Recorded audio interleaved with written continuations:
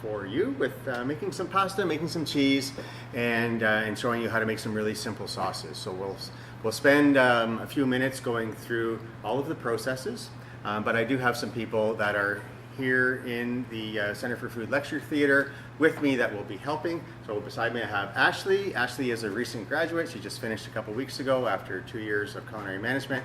And I have Chef Tanya will be answering questions in the chat related to the program. And I also have Daniela, and Daniela will be able to answer some questions in the chat regarding any sort of application related questions. Amazing. So thank you everyone for joining us today to get a taste of our culinary programs here at Durham College. We're very excited to showcase our culinary today. Here at DC we offer over 140 programs over our Oshawa and Whitby campuses, but today we're here in Whitby, the hub for all of our hospitality and horticulture science programming. Within our faculty we have a lot in horticulture, food and farming, culinary skills, culinary management, and then some in hospitality for hotel and restaurant chain management. Now Whitby is a very unique campus. We are with the field to fork mentality, where all of our food is locally grown here in our greenhouses and on our fields by all of our food and farming students. That food is then passed down to culinary, who cooks with the food, and last but not least, our hospitality students will serve the food here in our student-run Bistro 67 restaurant.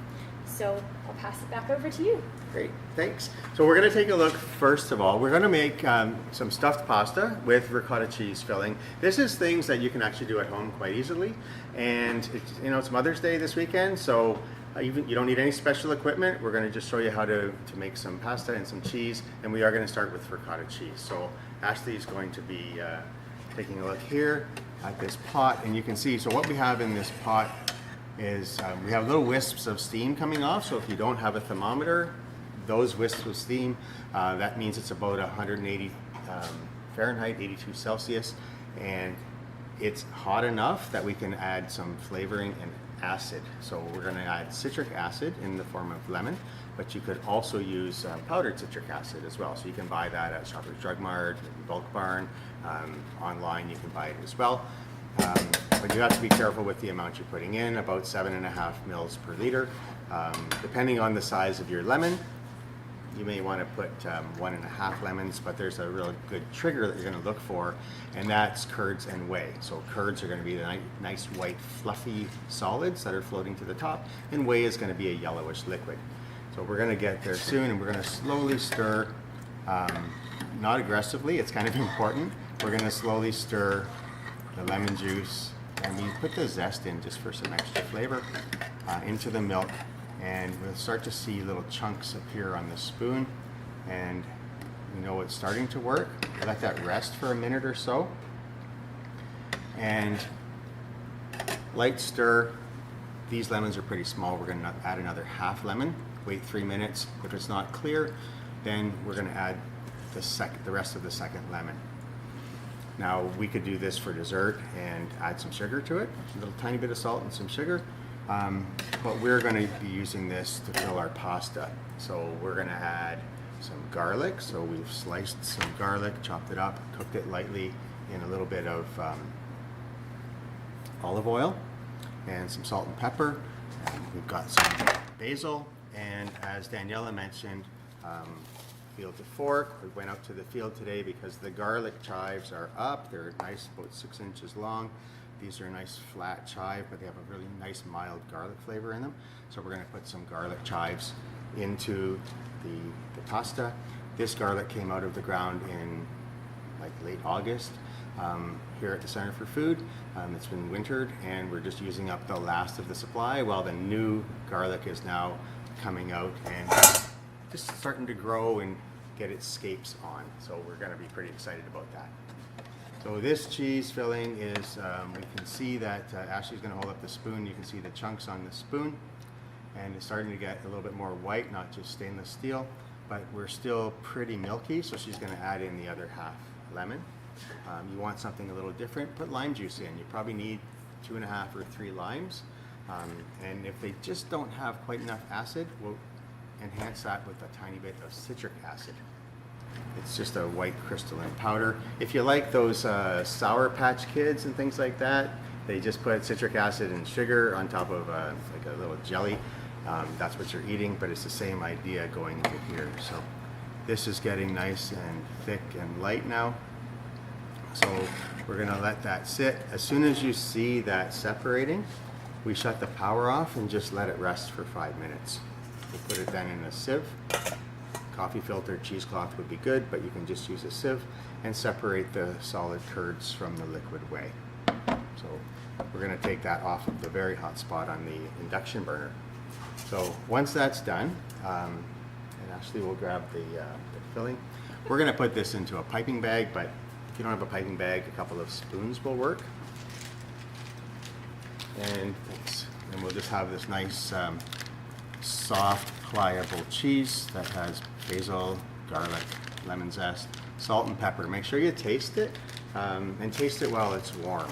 So when we're going to eat something, if it's designed to be served hot, you should taste it hot. So the amount of salt will be less when it's cold. So if I taste this, it might taste kind of bland, but when I heat it up, it's going to be just the perfect amount of seasoning.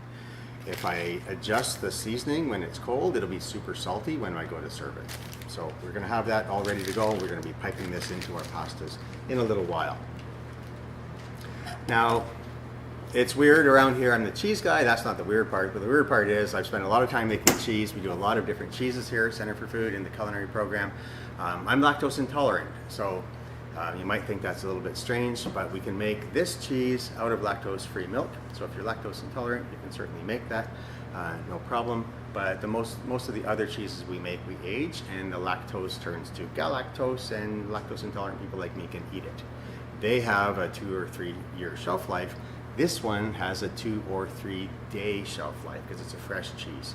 So we have to be pretty cautious and in the shelf life and being aware we're going to make it today. We have to eat it by Saturday. So this has been sitting long enough, and we'll be able to see just inside that we have a bit of yellowish liquid on top, and then we have all the curds in the bottom, and you'll see that as Ashley's carefully scooping it out.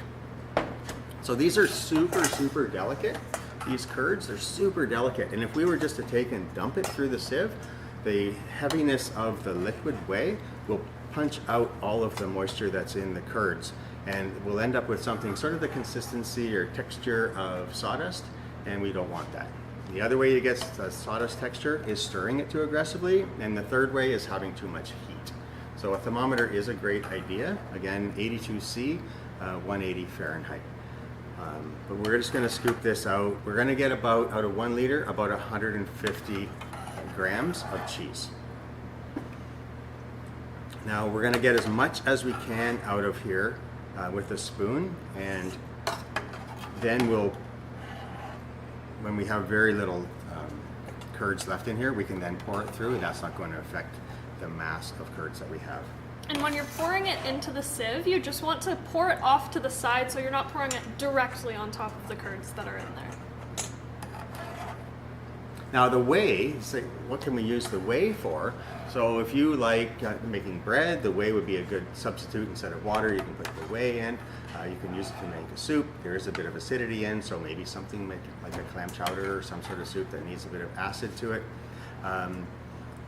A lot of times, unfortunately, the whey does get dumped. It takes a lot of energy to dehydrate the whey to get into to whey powder.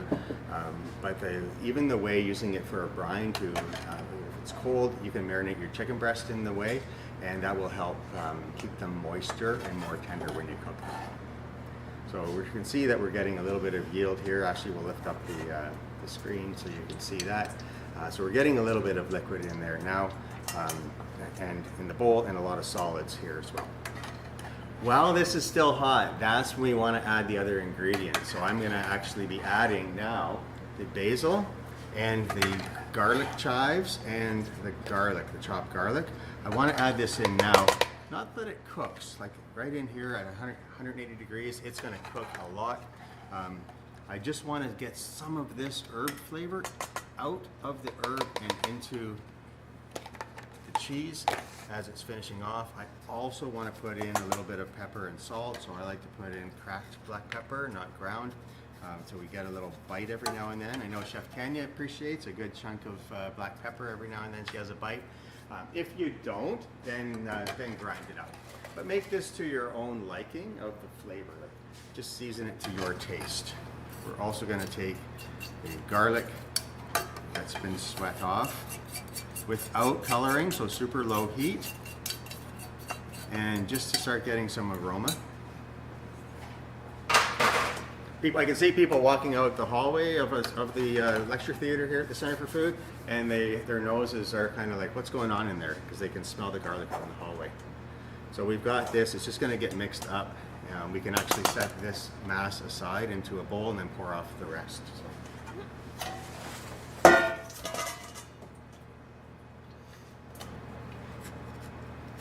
So this 1 liter should easily make enough tortellinis to serve about 4 to 6 people.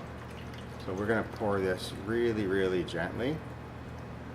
And I'm just moving around the sieve so it's not pouring all over itself. As it sits, you're going to see a little bit more whey coming out of the curds. Just drain some of that off, but don't take it all off. We'll stir it all up later, and then it'll be nice and creamy. If you want some chopped onion in there as well, you can really mix that too, so it's quite soft, and get something that's sort of like boursin. But this is a very fresh cheese, super easy to make, and you can see how yellow the liquid is in here. You've got the yellow whey and the nice white curds. If you like roasted red pepper, put some roasted red pepper in. Chili peppers, anything that really flavoring that you and your family like. It's a great, easy recipe. And we will, like I say, we will be able to answer some questions, so you can type questions in about applying to Durham College, about other programs we have here. Daniela will answer those, and about the culinary program, Chef Tanya will answer those. And if you have questions just about what we're doing here and you want to stop, you can type them into the chat. Chef Tanya will get my attention, and then I'll answer the questions for you live.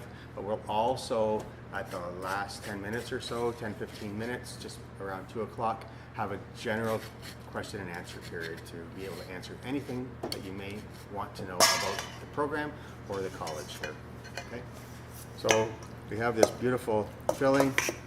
We're going to make sure it tastes good, certainly looks and smells good. So we'll give it a little taste, adjust our seasoning as we need to. Ooh, need some salt. So we're going to put a little bit more salt in. And because it's going into pasta that doesn't have salt in the dough, but it is cooked in salted water, we can actually have this just a bit saltier than we might think it should be.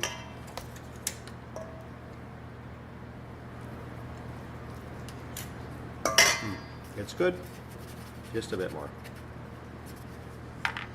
And for some pepper. So mixing that up, you can see how much we have is about 150, maybe even 200 ml. And that's because Ashley's made this a couple of times already, so she knows what to look for. But your temperature will give you a smaller yield. So into the fridge, then into a piping bag, then into pasta. The next thing that we'll be working on will be making pasta, and I am going to have Ashley make the pasta, but I want to talk about the flour that we're looking at. So we have 2 different types of flour.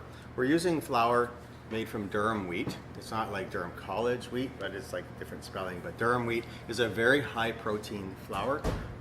We grow a lot of Durham wheat in Canada for the world. I recently toured Italy to a small artisan pasta factory, and all of the wheat that they use for their pasta is grown in Canada.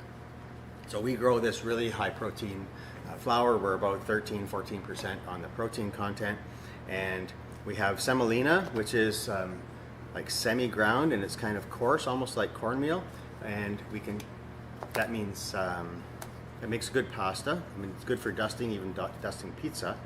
And then we also have semola, so it's semolina, but they grind it a little bit finer. These are both great options. If you go to Bulk Barn, for example, you're going to find semolina. if you go online or go to an Italian grocery store, you'll find semola. And that's what you want. It's a little bit finer. This will make a nice firm pasta that doesn't puff up. If you were to use bread flour or all-purpose flour, your pasta dough would get very puffy when you cook it. And it's really more like a dumpling than it is like eating good quality pasta. You'll also find when you're doing this that it's going to taste lighter when you're making it fresh as opposed to some dry pasta that you're re-cooking, and it's going to cook a whole lot faster. So we're going to use, Ashley's going to use the semola, and I'll let her go through the process getting all ready with her things. I'll be her assistant today.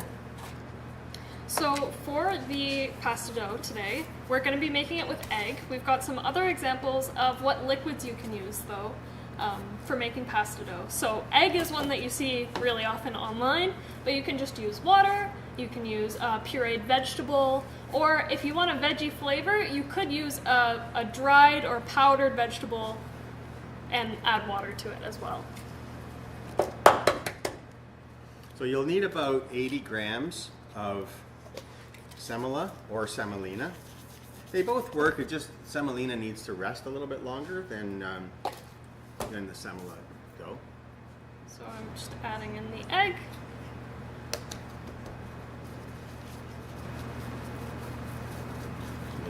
Work on top. Yeah, that's fine. And there's an example of the beet powder that you can use. It's just a dehydrated beet. You could use pureed beets as well if you like that. It's going to give us a nice deep red color. You can use fresh or frozen spinach or arugula, kale, anything like that. But if you are pureeing, you want a little extra water in it. We'll show you that in a minute. So the ratio that we said about for making pasta, you still have to pay attention to what the dough actually turns out like. So you can see here, this dough is just barely a dough. It's very, very, very wet. So I'm going to add some more flour. And this ratio that we talked about, 80 grams to 1 egg, the differences are, is it humid out? Does your flour have more moisture in it where it's being stored? Is it a large egg, an extra large egg, a small egg? You can always add more flour, but it's really hard to add more liquid. So what consistency, Ashley, do we look for in the final? So we're looking for a consistency that's kind of like plasticine. We want it to be not sticky, but a little bit tacky to the touch. And once this is done, we're going to take it and wrap it up in plastic wrap, leave it at room temperature for 20 minutes to half an hour, and just let that rest because the flour granules need to absorb all of the liquid, whether it was water, beet puree, spinach puree, egg, needs to absorb that and get to its final stickiness, and then you need to make the adjustments before rolling it out. If you're using semolina flour as opposed to semola, so the coarser ground, you probably need half an hour to 40 minutes resting time. And we have some that are already done, but Ashley's going to go through the process of what's it like to take these 3 different doughs and mix them together.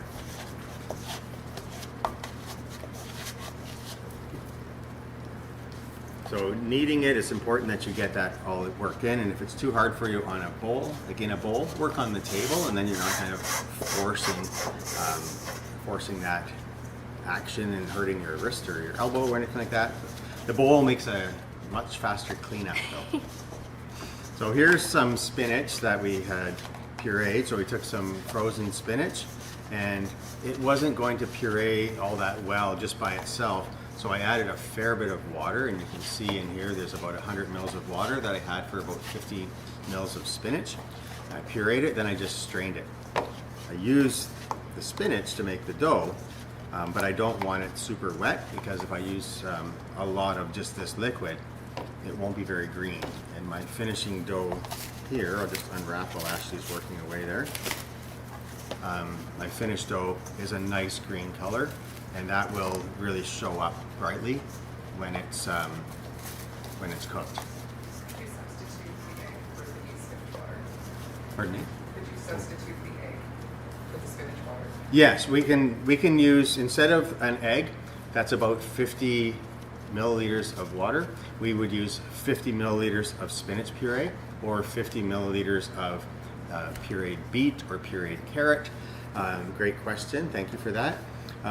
Just the spinach water isn't going to be a really bright green color. You'll get some flavor, so I would puree the spinach and use something thick like this. See, it kind of sticks to the spoon, as opposed to something thinner, because that will be a super pale green and you won't even taste it. So add the extra water just to get enough to puree it in a blender or an immersion blender, or hand chop it. You can just hand chop it with a knife if you don't have a blender to beat it up at all. The only difference with blending it first is you do have to add water, yes, and it'll be a more consistent green. If you don't have a blender, you don't add the water, you're chopping by hand, it'll be speckled green. It'll still be good, it'll just look a little bit different. Thanks for that question. Then this is the dough. It's all kneaded. It's kind of hard to see on camera, but it's feeling nice and tacky, and I'm just going to go ahead and wrap that in plastic wrap and let it sit for half an hour just so that the flour absorbs all of the liquid. So this is going to be one of the most important steps you're doing while you're making pasta, is to keep the dough wrapped when you're not using it, as it does dry out relatively quickly. So the next thing we're going to do is take a look at some dough. Now that Ashley's got that done, and we need always a little extra flour. We call that dusting flour. So we need to dust the table so the dough doesn't stick to it. We need to dust the pasta machine so the dough doesn't stick to it, and we need to dust the pasta when it's done so they don't stick to each other. So we have a little bit ready to go, and we have a few different types of pasta. I'm going to show you one that I started earlier, and then Ashley is going to do a variation of that. So this one that we're doing now, Ashley just did egg, but this one, the white is only water. The red is beet powder and water, and the green is spinach. And what we end up with is a stripe. So there's camera in mind there. Okay, so we have red, white, and green, and we stack it up like a little sandwich. So we're going to take a look. Ashley's going to do thinner stripes, and we're going to show you how to roll them through the machine and what you can do. But you can also do this, like I say, if you want to try it at home and you don't have a pasta machine, you can do it with a rolling pin. We'll show you about that in a minute.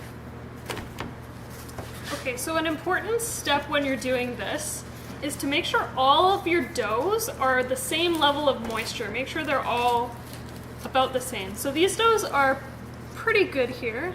Yeah, it needs a little bit of flour. I want to show you one that's a little bit softer, because if it's too soft, what do you think will happen to it? I don't know if you like egg salad sandwich or tuna salad or salmon salad sandwich, but if this was your bread and this was this other one, what's going to happen when you bite into it, right? If it's one of those chicken salad or egg salad sandwiches, it's going to squish out. The same thing when we're stacking the pasta. So if we don't have enough, if we don't have the same consistency, it's going to squirt out and it's going to maybe stick going through the machine. So we just have to add a small amount of flour to the one.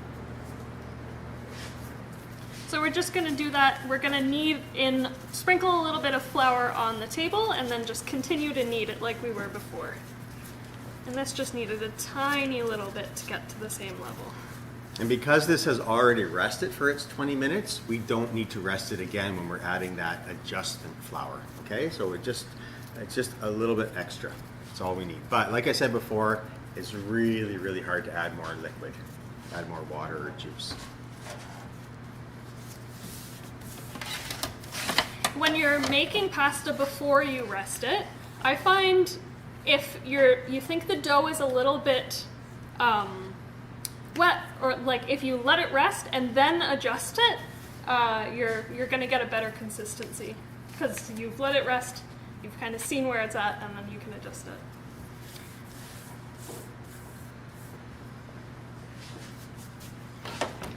So having a pastry brush and not having it too wet is going to help with what's called the lamination process. So sticking these all together. Am I rolling them with the rolling pin? Yeah, roll them with the rolling pin. We're going to get them to about 3-4 millimeters thick. And we're going to roll them out pretty much the same size. All of them kind of stretch them the same size. Try and get them to a bit of a rectangle. And sometimes when we roll this, because there's gluten in it, we roll it, it shrinks back. We roll it out again, it shrinks back. We may need to take a look at just letting it rest for a couple minutes and then get on and roll our next one. If we let these sit for too long and exposed to the air, they will get a little crust on them. If they get a little bit of a crust on them, all you need to do is take off the majority of extra water on your pastry brush and then give them a little bit of a brush, let it sit for a minute. But this is a great fun thing to do. There's lots of different, you can get super creative. There's some awesome videos online and different types of pasta that are being made. Some super good creativity. We're going to show you an alternate way of doing stripes on a pasta. So Ashley's going to do the stacked one, but we're going to save just a little bit of this green for something else.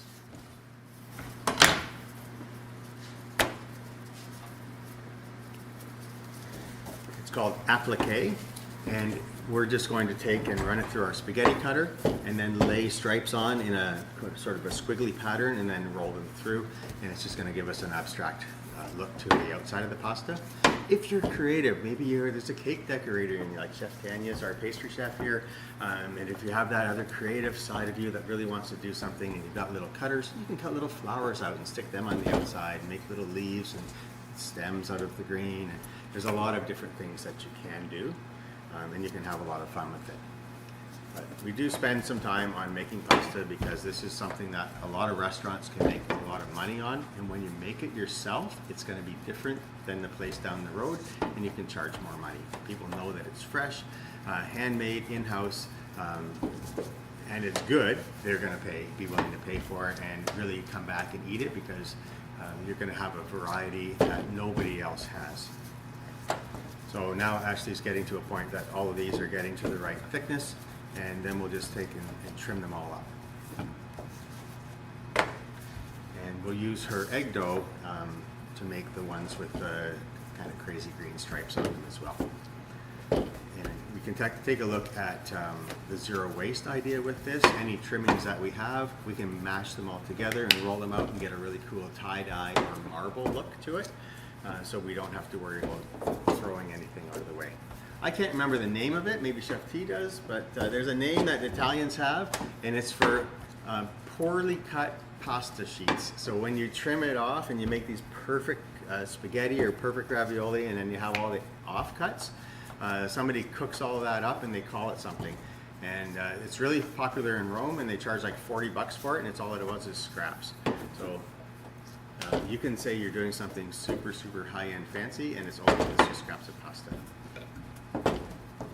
But we're at a point now that we're just about ready to stack all of these, and Ashley's going to tell you the tricks and tips to make sure that this stays together. Yes, so when you are sticking your pasta dough together, you're going to want to use that just damp pastry brush, damp with water, and you're going to brush the whole thing edge to edge. That the dusting flour that's on there is going to absorb that water, and it's going to kind of form a glue between the layers of pasta. So you want to stick that down really well, and then do the same for the third layer. But not on top of the third layer, because your rolling pin will stick to it. I'll give you this board. Thank you.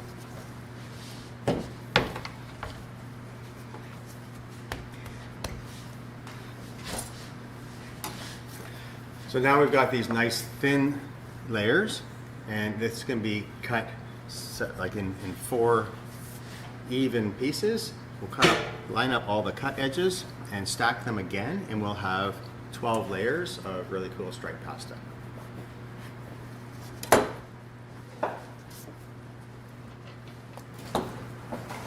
And since we're stacking again, we're going to brush with water again.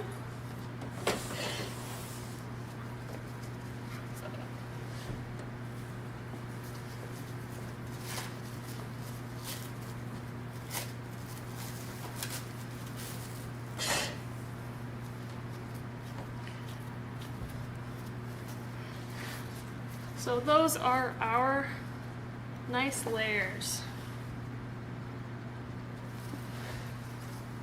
This just wants to be wrapped tightly, just to help that glue that Ashley talked about, help that, and we can flatten it a little bit more if we like. Set that aside, and we'll be able to start rolling out. This is the dough that Ashley made a few minutes ago, and it's already like super soft and pliable, so it can use a bit more semolina in a few minutes. But we will take a minute now and roll and cut some shapes. So we've got this one that I did earlier. We need a very important bit of dusting flour on our table. And we want to make this longer, not wider. So we want to make it this way with the stripes, not against the stripes. So we're going to roll this out just a little bit more. And if it happens to come apart, you can carefully push it back together. We just need to roll this out so it can get through the machine. It needs to be about 3 or 4 millimeters thick. And don't worry that it has a little bit of dusting flour on. That will be taken care of in the machine. So we start to get our stripes. Do you need a pasta machine? You don't need a pasta machine. You can do this totally with a rolling pin. So the only thing is there's gluten in it. It's going to fight back a little bit, so it's going to want to shrink. Let it rest, cover with a piece of plastic, walk away for 5 minutes, get another piece rolled out, and then come back and re-roll this one, and it'll roll out nice and easily. But you really should, when it's not moving very much anymore, you have to let it rest, and you really want to let it rest when it's wrapped in plastic wrap. And if, I'm going to pull this apart here so you can see, I'm just going to pull this apart. If that happens, all we need to do is kind of overlap it a little bit and stick it back together, or put a small amount of water on that and overlap that and stick it back together, and you haven't wasted anything. And make sure, because it's wet, put a little bit of dusting flour on, and we can roll it out in our machine. Always start at the widest and go 1 or 2 steps at a time to the narrowest.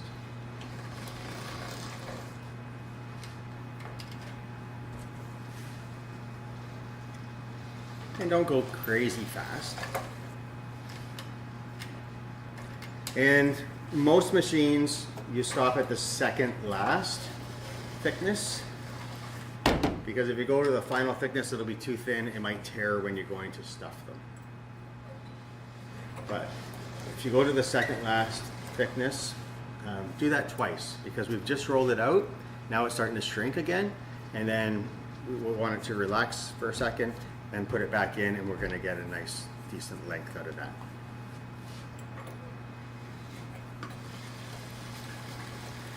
That's the same thickness again. I dust through just so it's not going to stick to the cutting board, and then we'll be able to cut this and make some shapes and start shaping. Do you want me to bring the cutting board here? Sure. Well, yes, please.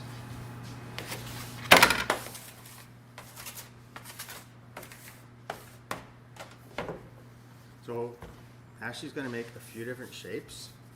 I'll just show you. We want to fold it in approximately in half and figure out where we're going to cut and get a nice straight line. And then lay that on top and cut a nice parallel line. You can use a ruler. It would really help a lot for some people. We can save all of these scraps for the poorly cut pasta thing and cook that up, or it's great little snacks. And now we want to cut them into good squares. So if I cut this like that, I can lay a piece beside and see the length I need to be. I can get good little squares and then fill them up. So I'll cut squares for Ashley.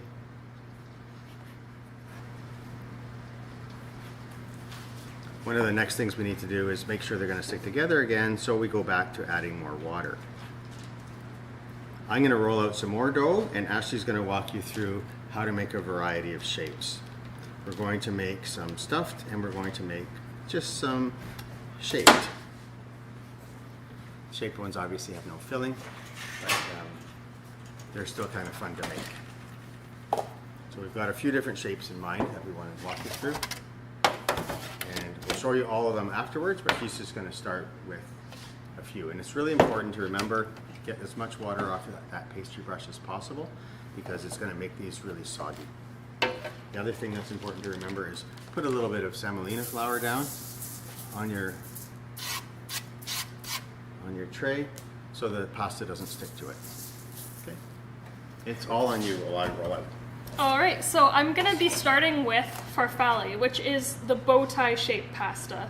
You can make this pasta with squares like we're starting here, or you can make it with a round cutter. I personally, when I'm making pasta at home, like using the round cutter because it's just straightforward. I don't have to worry about measuring anything, although Chef Dave has showed off with his not measuring anything. So to make the bow tie pasta, you're going to make a W shape.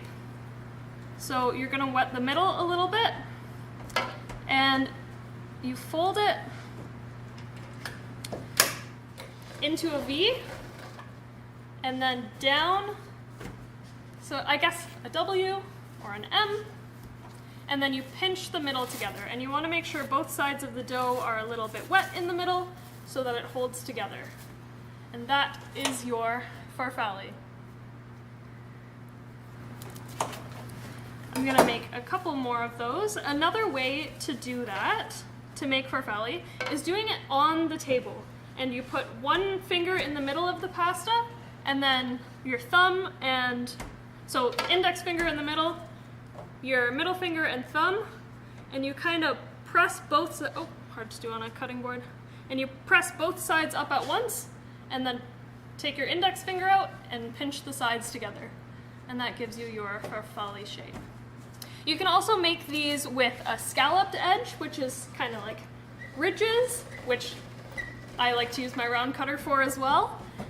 Or you can use a pasta cutter like this, a little wheel that has the scalloped edge.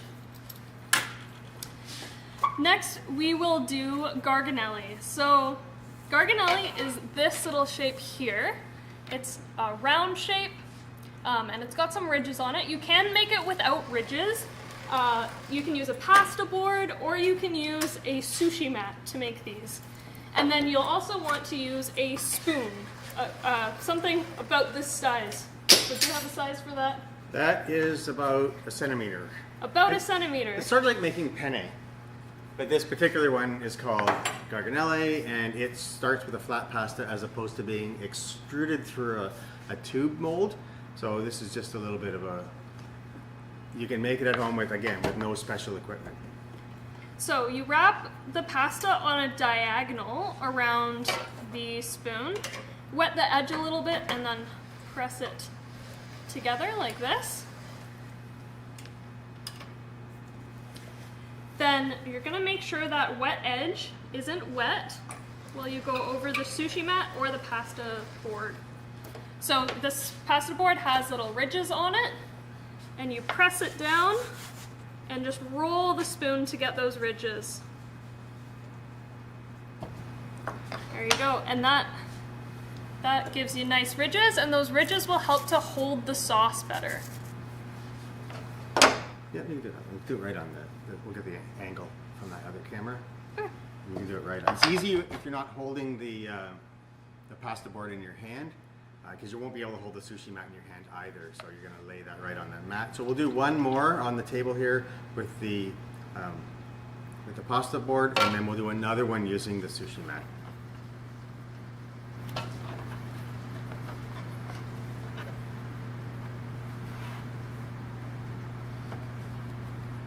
And see, when she has a finger on each side, if you're standing here, they can see the camera better that way. Yep. Put the spoon handle out that way, the spoon bowl out that way. There you go. So you're just pressing it down really firm and then just rolling that And if you've got even weight on both sides, you'll get nice even ridges across the whole piece. And then you just slide that off of your spoon. And again, you can do these just on the board, or if you have a sushi mat, you can do them on a sushi mat.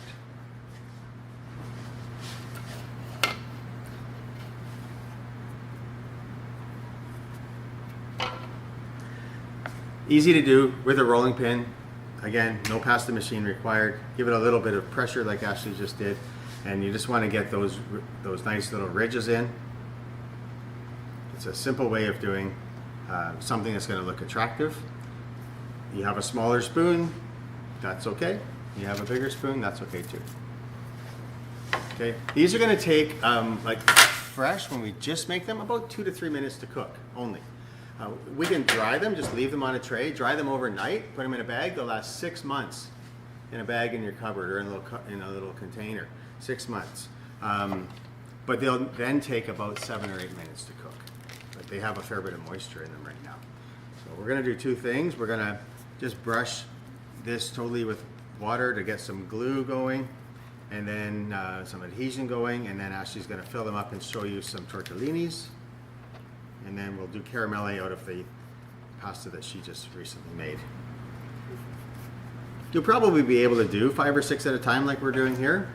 When you get really good, you'll be able to do 20 out at a time, but like I said, you want to keep things covered with plastic wrap so they don't dry out too much. So these ones, it's not really math geometry, it's just sort of fun shapes. So we're starting with squares, and then we're going to fold them in half to make triangles. And there's about 6 different ways to do this, so we're just going to show you 1 or 2 different ways to do this. But make sure that the edges are sticky, and if it's been sitting out for a while, you might need to give them another little brushing of water. And the most important thing with this, make sure that it's all sealed. Okay, so you can see, kind of see what's going on there. Yep. What camera are we at? So this is the tortellini. So you make it into a little triangle and then fold the points over and just pinch them together there. Yeah, I'll just go back on the screen here so you can see. Oh, this camera. Okay, so we're just going to take a look. Folding it over, and make sure, I'm going to make sure that that's pinched together well at the end where we cross them, and make sure that this is sealed all the way around the edge. That creates a little boat. Your sauce will fit in there. We're going to really simple but very, very tasty sauces. Do a couple more.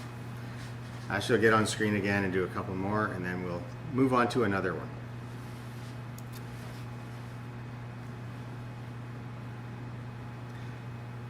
So one of the other things we can do is, rather than putting the filling off to the side, we can put the filling more into the center and lay another square over top. And press it down really well. And we can use a circle cutter if we have a circle cutter. We can use a knife if we want to do it square. Or if we have a pasta cutting wheel, we can use a pasta cutting wheel that will give us a nice edge. And we can make ravioli. And you want something different, make them into a triangle shape, make them into a rectangle shape, make them into, like I'm doing here, a square, or you can make them into a circle. That just helps to seal them together. And then we get some ravioli, nice and striped. Ashley's really wanting to do her little circle mold. She's going to just do a couple of capelletti, and you have a choice on this mold with a straight edge or a scalloped edge. Scalloped edge is going to look a little bit prettier, so she's going to use that one. So she'll just do 2, and then we're going to do something called caramelle. And caramelle are something that is mimicking the look of one of those hard wrapped candies. So we're going to do that. And again, they can all use the same filling. If you are vegetarian, you don't have to make the cheese. You can use something like a squash filling, any sort of a vegetable puree filling as well. Are you using the Yeah, rest of the this is four? going to be used for the Caramel? caramel. Do you want the cutting board? I'll work. You go ahead. Okay. You're going to do them all. So the cappelletti is basically the same as the tortellini, but it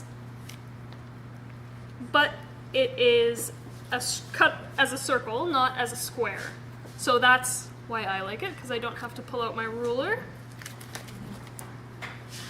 So you're gonna do the exact same thing. You're gonna brush the edges, and then you're gonna fold it in half so it makes a half moon shape, which is actually a pasta shape itself, and it is called mezzaluna. Yes. Mezzaluna is a little knife that you would use to chop back and forth the herbs. Or your spinach if you're making spinach pasta. So we're going to do these two, one with square, one with ruffled edges, and then we're going to make some sauce. This is the mezzaluna shape. And then you just fold the edges over, and it makes a little cap.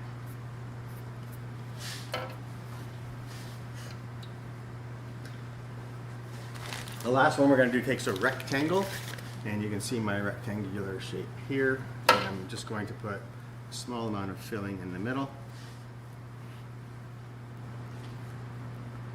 And make these into caramelli, where I'm going to fold them over, pinch them down, and just pinch in the end and put a little dimple in it. And we've got a little candy looking. So one with a crinkled edge, one with a straight edge. We make them very, very similar just by pinching the ends, just like making the farfalle. And it helps sometimes to hold sauce, put a little dimple in them. So here we have a variety of shapes. So we have our farfalle, garganelle, tortellini, cappelletti, caramelli, and ravioli. It's all the same pasta essentially, but you can do quite a variety and make things a lot of fun. Okay, we probably do about 18 different shapes of pasta when we're in culinary management, but just wanted to give you a glimpse of what we're doing. Ashley's going to cook these up relatively quickly, but we're just going to show you the sauces in a minute. But if we take our pasta sheet like that, and then we take a small amount of our green pasta Right here. and run it through our spaghetti cutter.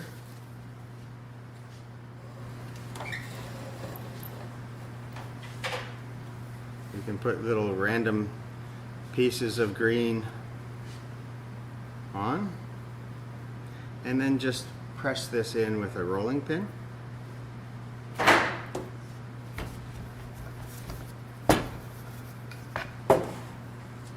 We can do long ones, we can do little ones, we can have them all done and do the same sort of idea with little stripes.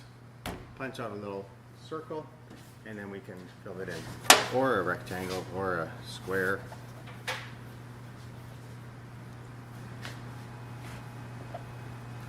And then just have something, again, we know this is never going to fall apart because the bottom is sealed with a solid piece, and because this was just rolled, we don't even need water on it if we're going to go that quickly. And we can just pinch that, piece it together. Making them larger, you have to make less, and it's called tortellini, not tortellini. Tortellini is small, tortelli is the main size, and tortelloni is large. So we have just another different shape there. But we're going to get into making sauce next and show you a couple of really simple sauces. So we're going to get this cranked up. Ashley's going to cook some pasta. We have two very simple sauces that taste delicious. First one takes almost no time at all. We're going to need peppermill, and we've got a few things. Again, we're using garlic. I went out to our herb garden. Our sage is looking delicious, so I grabbed some sage. We're going to do a sage oil and chive flour pasta with some garlic. So we'll heat up our pan, and put in a little bit of olive oil, and then put in some sliced garlic. This takes very little time. When they start to bubble, this sauce is almost done. The only other liquid that we might have in here is just the smallest amount of pasta water. So it's gonna, a little bit's gonna stick. This is going to be for the tortellinis. And this is a sauce that we can get this cooking and then stop it for a little while. And then return it to the heat and add our pastas back in. So you can see it's kind of bubbling. I don't know if this camera is any closer or better.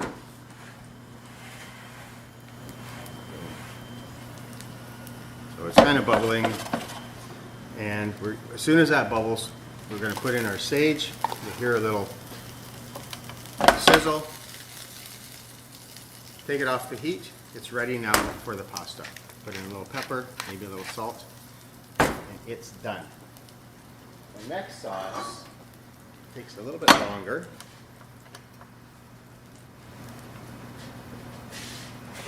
But not much longer. So this next sauce has some great local ingredients. Our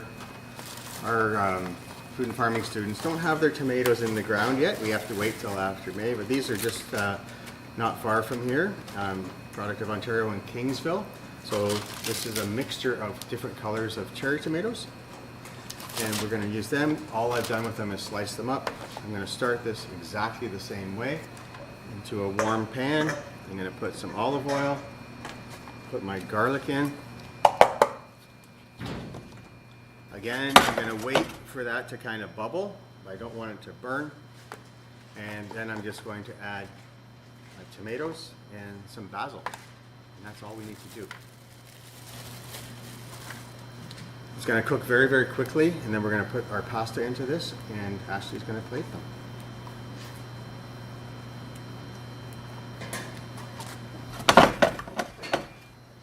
So if you like, again, you like chilies, put some chilies in. If you like different herb, like tarragon or something like that, you can put that in as well. But as this is starting to bubble, I can then add my tomatoes. They're going to sizzle. Cook them for a little bit. Add some salt, a little bit of salt, make those tomatoes taste delicious. Add some black pepper, because it's wonderful. And cook that a little bit. We don't want to overcook these tomatoes. Still want to see pieces of those tomatoes because they're so beautiful and tasty. Ashley's going to bring me the cheese. So she's almost done with those. At the very end, we put in our basil. I'll trade you. This is medium to medium high temperature. And we just want that to break down. Now when you cut these tomatoes, they're going to start to leak out a little bit of liquid. Keep all that liquid with it because that's going to help to create the sauce. So this is medium to medium high. This one that just had the garlic and the sage is a medium to medium low. I just need these tomatoes to break down just a little bit. So they should be done. Garganelli is done too? Yep. That's the tortellini? Yep. Okay, so we're going to put these ones in.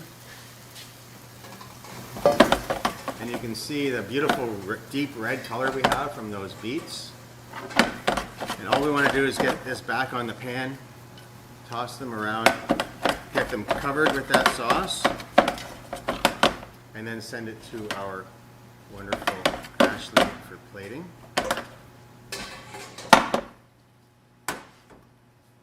And these ones we have Garganelli can go in there, and all I'm going to do with that is just add a small amount of the pasta water pasta water has some of that starch in, and that's going to just sizzle up and just make a bit more of a sauce. Give us something of substance in there that's going to be delicious. So these were like 2-minute sauces, each of them, and they're so tasty. So it smells so amazing in here. I wish you could be here to taste this. Cassie's got a plate. We're going to finish. So we made a cheese here at Center for Food. The cheese that we make, it's sort of like a Parmesan. It's a nice hard cheese, and we call it Champlain. We live on Champlain Drive. It's local milk from the local dairy. Sargent Dairy. Sargent Family Dairy in Enniskillen, and we grind wash this cheese. Ashley spent 7 weeks, twice a week, washing the cheese to make sure that it gets nice and dry, and we can just finish this off with just shaving. You can do the same with Parmesan. Shave it with your vegetable peeler just to have that. A couple of leaves of basil are in the container. We could do the same on this one. Nice big pieces. And we've got 2 beautiful, easy pasta dishes that we'll show you on the screen in just a second. We do have some time for questions if anyone has questions, but I do want to show you these 2 dishes. So we are, this one? No? Oh, I lied. We have like 3 different cameras, folks, so bear with me. I can cook pasta and make cheese, but sometimes finding out which camera it is a challenge for me. So we just have lots of color in here, tons of flavor. The cheese is just starting to melt right in. And then our other one with the tortellinis. What's going on? Okay. We've got some basil leaves are helping that one along as well. I hope you enjoyed our demo. I hope you learned something about pasta, and I hope that you're going to cook for your family this weekend. And I really look forward to seeing you at Durham College. Come to an open house, come to a program info night, and we have our info night on Wednesday next week. That's the 14th of May from 5:30 to 7:30 at the Whitby campus. Come to the main building. One of the chefs will be there. We'll bring you over to Center for Food, show you around the program. Show you around the building where you'll be studying. You'll be having a great opportunity, even if you're like in grade 10, 11, and watching this, and then maybe you want to come and learn about OYAP, the Ontario Youth Apprenticeship Program. It's a jump ahead into our culinary management and into apprenticeship, so you might want to learn about that. Always happy to talk to you. Ajax High School, Clarington High School, Holy Trinity, St. John Paul II Catholic School. Thank you for attending. The people that have applied to culinary management, thank you also for attending. You can reach out, and Daniela or myself are happy to answer questions. But if we have anything else, we just have a couple minutes left, and we'll open it up to questions coming in, and we'll probably play a little video of some of the things that are going on, or take a tour of one of our labs. So let's take a look at the lab space. So we have a chance just to show you a 360 of our baking lab, and I'll just walk through that with you. So this is our baking lab. We have this beautiful big glass wall that you can see the living wall in behind.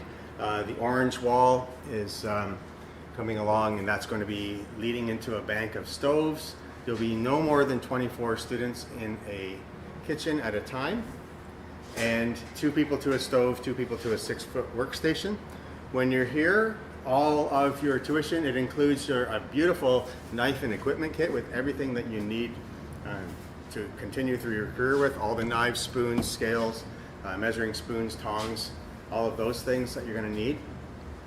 You'll be learning a variety of different cooking techniques, international cuisine, and management topics as well. Just reading the question. Pasta making is in 2nd year of culinary management. So when you, as you're in the program, the longer you're in the program, the more time you spend in the kitchen. There are other things, because it's a diploma program. There's other courses that you do need to take. So computers, communications have to be, we have to teach you how to do those. So we get those kind of out of the way in a way in the first semester. And as you progress through the program, you go from about 30% of your time in the lab to about 70% per week of your time in the kitchen. And one of the coolest things that our students find, and we have the editor right here that's been my assistant all day, is the capstone project is a course in the final semester where you take all the knowledge you've learned, food and beverage pairing, nutrition, sanitation, menu costing, and all different types of cuisine, and you work with a partner and you create a series of recipes that end up getting published in your own cookbook. So it's a pretty amazing project.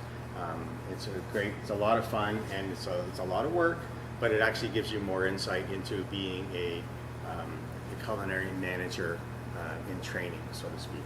So you should have a lot of fun. There's meat cutting, there's vegetarian cuisine, there's cheese making, there's pasta making, learning cuisines around the world, and learning how to cook for not just a smaller commercial restaurant, but into larger quantity food in our retail and quantity food course. So there's a lot of different courses. They are all available. You can see our whole course listing on the Durham College website when you go to programs, culinary management, or culinary skills, and it'll give you the listing of all of the courses. And just so you know, culinary skills is the first year of the culinary management program. So if you apply to culinary skills and you decide, hey, I love this and I want to keep going, you can do an easy transfer here right into culinary management. When you're in culinary skills in your second semester, you'll spend time in Bistro 67. It's our on-campus award-winning restaurant with a great view out of our fields, over our fields, and recently certified 3-star certification for LEAF for environmental sustainability practices, as is our entire program, so we're pretty excited about that. You'll get other certifications such as Basics FST, food safety training, and Smart Serve, responsible alcohol service training, and a world digital badge for culinary sustainability practices called Feed the Planet. So there's a lot of other things that you'll be learning, but it is a lot of fun. Ashley, final words before we see if we had any questions? Final words, man. It's really just a super cool program to be in. Starting in first semester, all the way up till fourth semester doing my capstone project. It was so much fun. I worked with so many talented chefs. And there's a lot of just opportunity around campus for jobs and for extracurriculars, and I think it's a really lovely campus to be on. Something that I personally love about Durham College is our Field to Fork program. So how we actually, as culinary students, got to go out into the field and pick things and have a tour and see what we're growing on campus, and then see it come into the lab and process it, and then knowing that our compost also goes out back to the farm and goes to be made into compost to go back onto the fields. So it's really cool to me seeing that sustainable aspect of it. Yeah, there's a lot of fun that we have, and it's kind of cool when you come in, you cut up in second year, you're cutting up a lamb, but then that's only part of the lab. Then you go out, like Ashley said, you go out to the field, you pick a bunch of vegetables, you come back in, you cook them, and just cook them and serve them with the lamb you just cut up. And, so there's a lot of neat opportunities, a lot of creativity that you can have, and it is a ton of fun. You started in January? Yes, So we do have a Jan intake, so Ashley was January till April, then May to August, and then September to December, and then again from January to April, and she's done. So it was kind of a shortened time period, but it got you busy and kept you moving. Mm-hmm. And Ashley represented Durham College with a partner MJ at Markham Fair. Had it last year. They had a student chef challenge, and they won gold at the student chef challenge, and they had another classmate team that entered, and they got the silver. So it was a lot of fun to be involved in some extracurricular activities. And students love the September, the third week of September, when we do a harvest dinner celebrating all of the things that the food and farming students harvest that they've grown since for a year. And we help to cook it, and then hospitality students, as Daniela mentioned earlier, they help to serve that to about 130 guests. So I do look forward to to meeting you at some point in the future. I hope you choose Durham, and we're always here to answer questions. So I think that's pretty much close to my time. So again, Chef Dave Hawey, and thank you to Chef T and Daniela and Ashley and the rest of the crew in here helping make this live stream happen. And happy eating and farewell.